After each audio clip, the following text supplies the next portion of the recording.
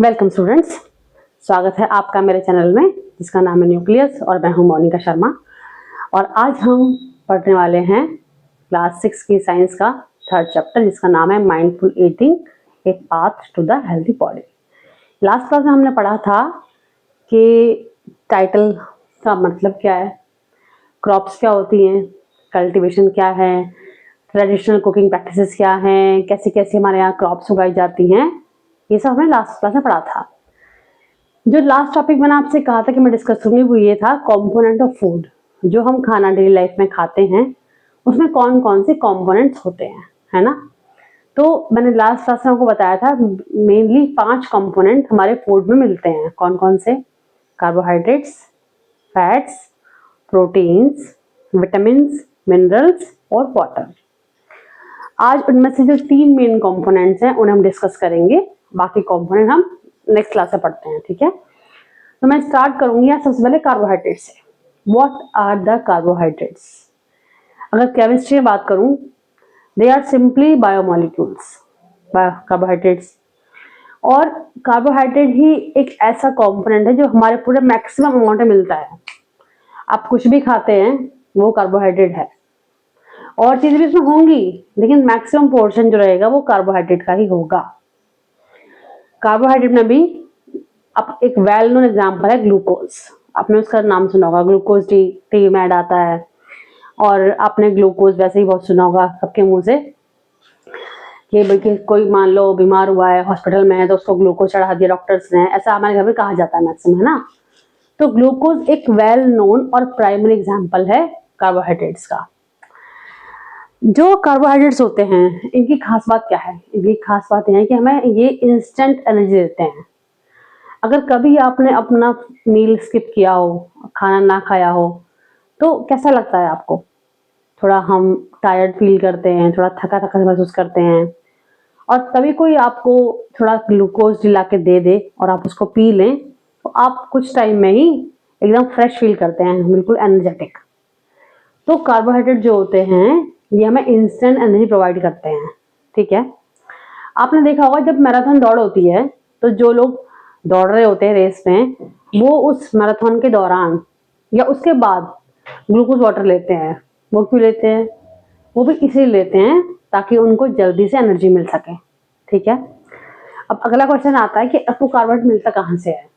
जैसा मैंने अभी आपसे स्टार्टिंग में कहा था कि आप जो भी खाते हैं उसमें कार्बोहाइड्रेट तो है ही, लेकिन फिर भी किसमें कितनी ज्यादा मात्रा में कार्बोहाइड्रेट है, इस बेस पे हम कार्बोहाइड्रेट के सोर्स के बारे में पढ़ सकते हैं। जैसे आपको जो कार्बोहाइड्रेट मिलता है मेनली मिलता है सीरियल्स से।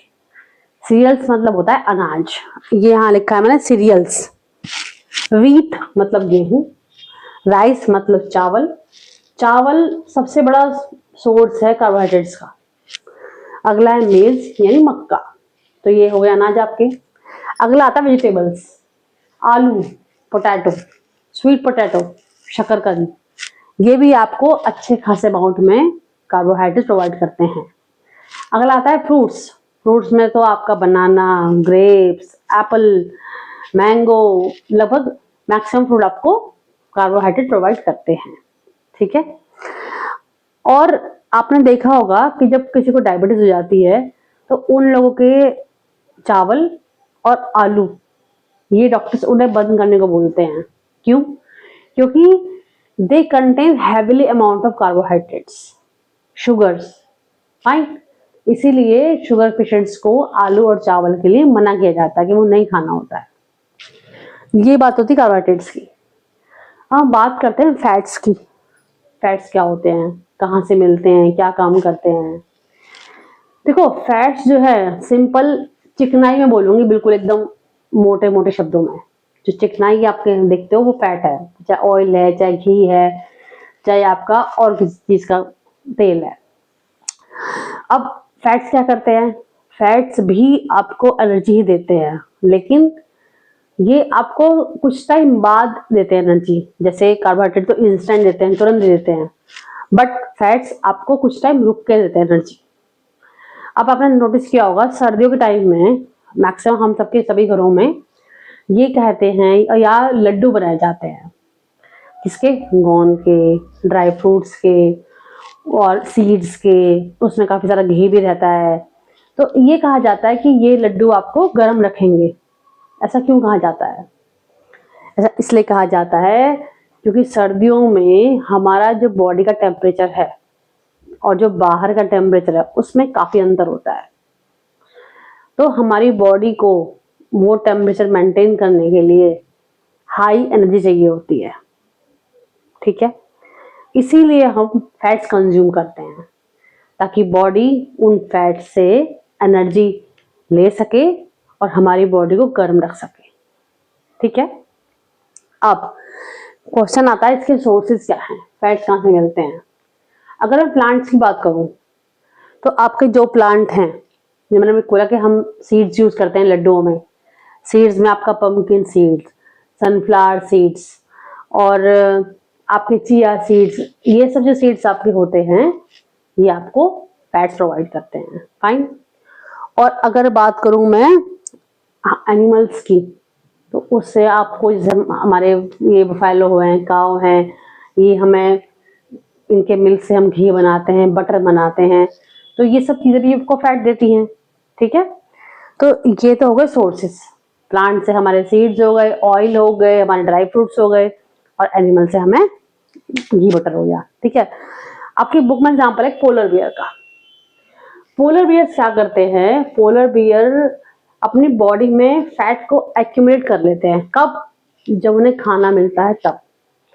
क्योंकि पोलर बियर बहुत ही ठंडी जगहों पर रहते हैं जहां पे बर्फ बहुत पड़ती है। तो सर्दियों में मेनली वो विंटर स्लीप में चले जाते हैं। सर्दियों में वो बाहर शिकार नहीं करते, खाना नहीं ढूंढते अपने लिए। जो उन्होंने अपनी बॉडी फैट जमा करके रखा हुआ है अपनी स्किन के नीचे, वो उसी को कंज्यूम करते हैं सर्दियों में। और जब मौसम उनके हिसाब से ठीक होता है तब वो बाहर निकल के दोबारा अपने खाने की तलाश में जाते हैं।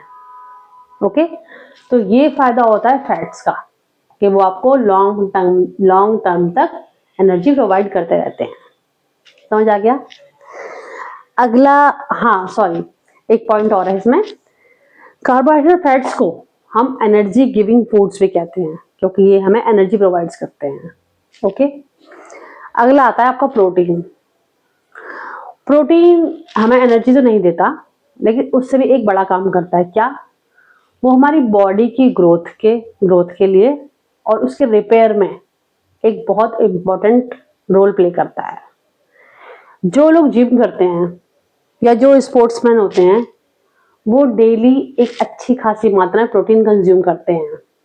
इनफैक्ट डॉक्टर्स ये कहते हैं कि हमारी बॉडी का जितना किलोग्राम वेट है हमें उतने ही ग्राम प्रोटीन रोज कंज्यूम करना चाहिए।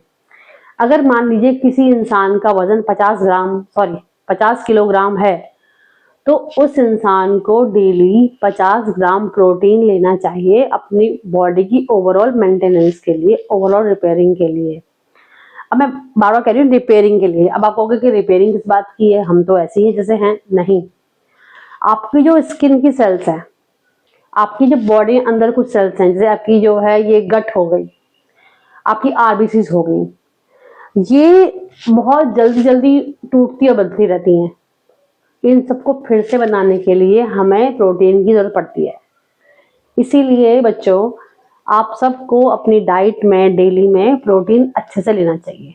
दूध पियो या जो और भी सोर्सेज हैं प्रोटीन की, मैं भी डिस्कस करूंगी, वो सब आपको यूज करना चाहिए। दालें आप खा सकते हो। अब बात आती है सोर्सेज क्या है प्रोटीन्स के। तो सोर्सेज में आता है प्लांट्स। फर्स्ट सोर्स में आपके दालें, आपकी पल्सेस जिसे कहते हैं। ठीक है, नट्स जैसे आपका ये हमारा ग्राउंड नट हो गया, आप मूंगफली जो खाते हैं ना, वो बहुत अच्छा सोर्स है मूंगफली जो इसका है प्रोटीन्स का। चना आपका एक बहुत अच्छा सोर्स है प्रोटीन का। ठीक है, बीन्स जो हम खाते हैं वो एक बहुत अच्छा सोर्स है प्रोटीन का। और एनिमल की अगर बात करूं तो उसमें जो लोग नॉनवेज खाते हैं उसमें आपका meat, egg, fish, they are good source of protein. Okay, इसीलिए हम प्रोटीन को बॉडी बिल्डिंग फूड भी कहते हैं क्योंकि ये हमारे बॉडी की मसल्स को बनाने में हेल्प करता है। ठीक है, तो ये बात तो थी कार्बोहाइड्रेट्स, फैट्स, प्रोटीन्स की। और अब नेक्स्ट क्लास में हम लोग बात करेंगे आपके बाकी जो कंपोनेंट है, विटामिन है, मिनरल है, फिज थोड़ा पढ़ेंगे हम लोग, और वाटर, ये सब की। तो आज की क्लास के लिए इतना ही।